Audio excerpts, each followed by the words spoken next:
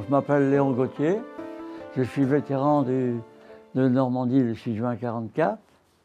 Vous savez, moi je suis engagé à la marine en février 1940. J'ai donc été embarqué sur le Courbet au départ. Le Courbet qui était le dernier bateau à tirer sur la France. Le 19 juin 1940 encore, on tirait sur 40 ans. Et nous avons été le dernier bateau à quitter la Normandie. Donc voilà, je suis reparti en Angleterre, bien sûr, de Normandie. Et donc là-bas, je suis rentré dans les forces navales françaises libres dès juillet 1940.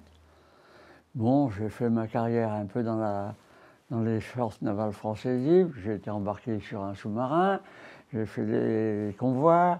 Ensuite, je suis rentré, donc j'ai fait l'Afrique avec les fusiliers marins. Et en 1943, j'ai rejoint les fusiliers marins commandos en Angleterre, volontaire pour les commandos. De là, bien sûr, a commencé un entraînement très difficile pour faire des coups de main sur la France.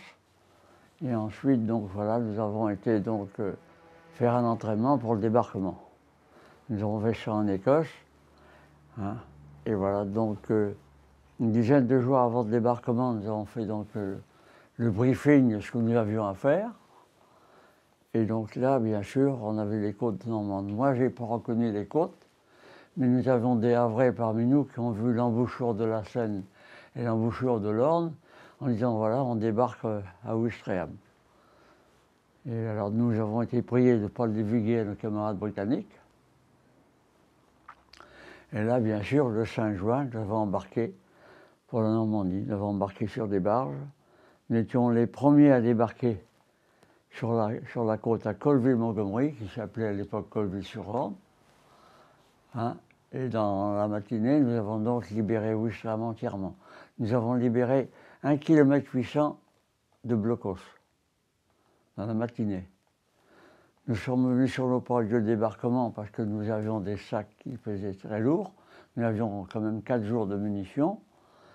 Et là, ensuite, après avoir débarqué et libéré Ouistreham, nous sommes rentrés vers l'intérieur en passant par Colville-Village, Châteaubert d'Arconay, Benouville, bien sûr, et nous sommes arrivés le soir en Fréville vers 17h30. Au fait de la journée, nous avons parcouru 13 km. Là, nous avons établi nos premières tranchées et nous sommes restés très longtemps en Fréville, car nous avions ordre de tenir coûte que coûte, car quand n'étant pas libérés, il fallait garder les ponts de l'Orne et les ponts du canal intacts pour pouvoir se servir de l'avancée que nous avions faite. Ensuite, on a commencé à rencontrer vraiment les villageois en Fréville. On quittait au étranger pour aller les voir. Par exemple, le supplément d'alimentation que nous avions, on donnait aux habitants. Et là, bien sûr, ces gens-là étaient très contents d'être libérés. Nous avons fini nos combats à Beuzeville. À Beuzeville, c'est là que le dernier combat que nous avons fait, c'était le 21 août 1944, vous voyez, donc nous sommes restés 70 jours en première ligne sur l'Ève. Moi, je suis revenu par ici en 1954, c'est le premier anniversaire, j'étais sur la tombe de mes camarades, bien sûr, les tombes de mes camarades.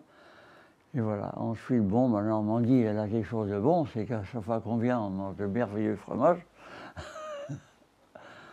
Hein, et bon, qu'en 1992, ayant la fonction de secrétaire de notre association.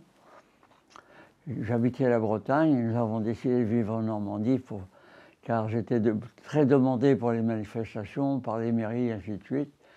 Et mon épouse et moi avons décidé de venir vivre en Normandie. La population nous a très bien accueillis. Vous pensez que les vétérans ici en Normandie sont très très bien accueillis. Hein. Moi, comme breton, j'ai trouvé ça merveilleux. Hein. Ici, les lieux, bien sûr, c'est un souvenir. Moi, c'est où j'ai débarqué le 6 juin, où les tombes de mes camarades que je vais de temps en temps les voir, bien sûr. Bien sûr, c'est des souvenirs. Puis j'ai fait beaucoup d'amis ici. Hein. À chaque cérémonie, on rencontre beaucoup de gens. Hein.